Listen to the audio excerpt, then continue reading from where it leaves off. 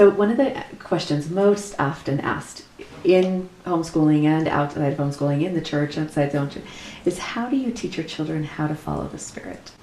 Wow, that's a doozy. Yeah. So I was not technically raised constantly in the church. Okay. My mom was inactive, and until I was in high school, and my dad's not a member. Okay. And so for me, I feel like it's so personal to learn to follow the Spirit, because the Spirit speaks to us in different ways. I mean, the Spirit, I hear a voice apparently. Do something big, and then it's just little nudgings, little nudges along the way.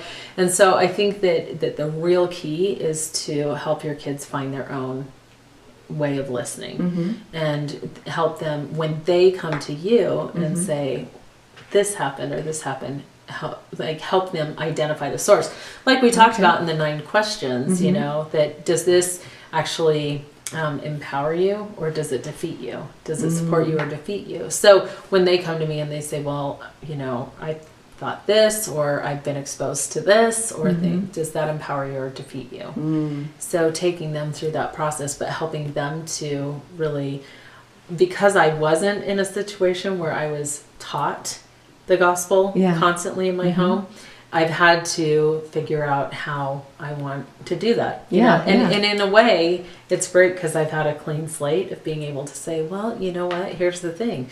I wasn't raised in the church per se, and yet I chose it. So why did I choose it? What was it about, being like exposed to the Spirit, or what did the Spirit teach me about making that choice myself? And of course, I know plenty of people who grew up in the church and had the perfect circumstances that have chosen to leave. Right. And so what made me choose to stay, and how can I foster that in our own education? So do you know what made you stay? Yes. Can you share that? Just very, very powerful experiences. I went through a lot of abuse when I was growing up, and it became my sanctuary. And so it became the answers at a very early age.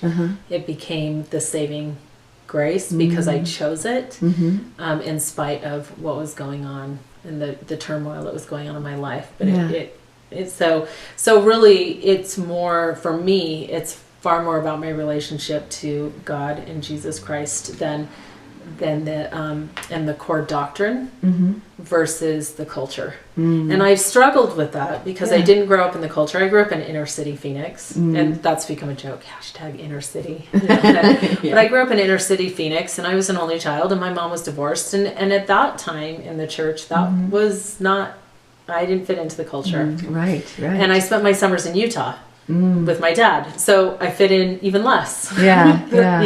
So I've had to really decide for myself, like the doctrine versus culture, and ultimately just say it's my relationship with God and with my Savior that's the most important thing to me, and then how do I integrate that into my life? So and I'm not even close to being done yet. Right, that's a lifetime. It's a lifetime thing. It really is. For sure. So, for sure. Yeah. Well, as I go. I'm glad that it was your sanctuary, and then because it was your sanctuary, that you became, I don't know, like it made you stronger in wanting to stay.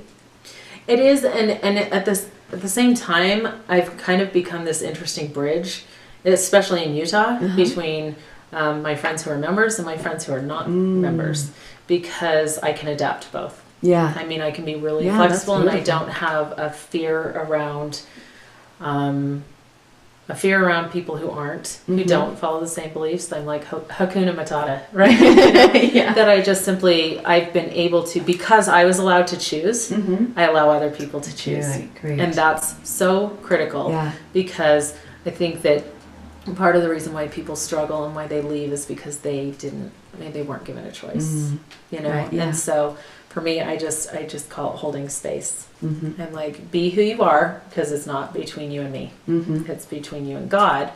This is how I choose to, this is the framework in which I choose to live. And this is something that I've really learned in the last 2 years, especially, is to allow people the space to, but at the same time, I'm not I don't allow myself to be in a situation where I'm ridiculed or persecuted as well.